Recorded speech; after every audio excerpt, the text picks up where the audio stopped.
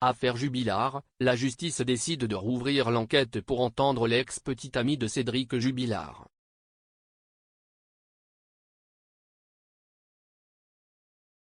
Info Le Parisien. La présidente de la cour d'assises du Tarn vient de décider l'ouverture d'un supplément d'information après les révélations de son ex-petite amie.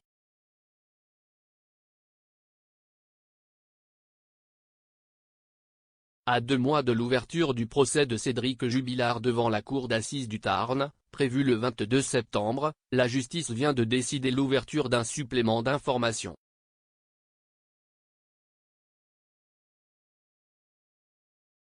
Ce cadre légal a pour objet de procéder à l'audition de l'ex-compagne de l'accusé afin qu'elle précise les propos que lui aurait tenus Cédric Jubilard au cours de plusieurs parloirs à la prison de Toulouse-Cesse, Haute-Garonne.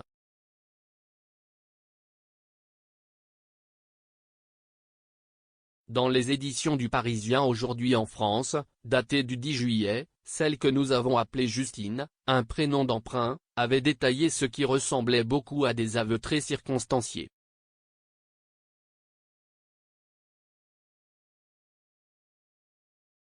Il m'a dit avoir étranglé Delphine et a même imité sur moi le geste qu'il aurait fait pour la tuer, nous avait-elle expliqué.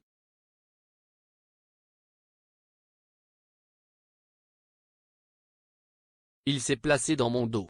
Il a posé une main sur mon front et fait une clé de coude avec l'autre bras disponible.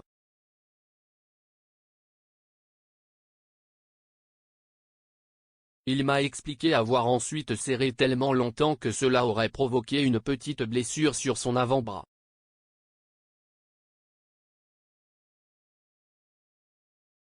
Cela a été vu par le légiste qui a examiné Cédric le lendemain. Mais il lui a répondu qu'il s'était blessé en posant du parquet flottant.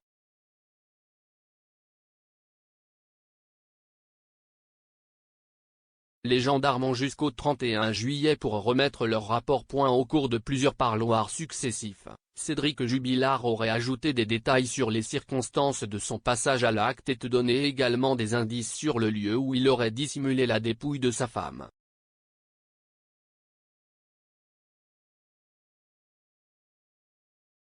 L'ouvrier peintre plaquiste, 37 ans, en détention provisoire depuis juin 2021, aurait évoqué une exploitation agricole qu'il aurait repérée quelques semaines avant la disparition de Delphine.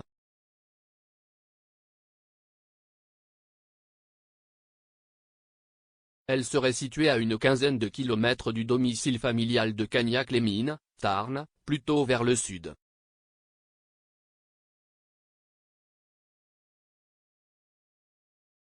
Des éléments relativement vagues mais qui pourraient permettre aux enquêteurs, par recoupement, de localiser un ou plusieurs lieux potentiels.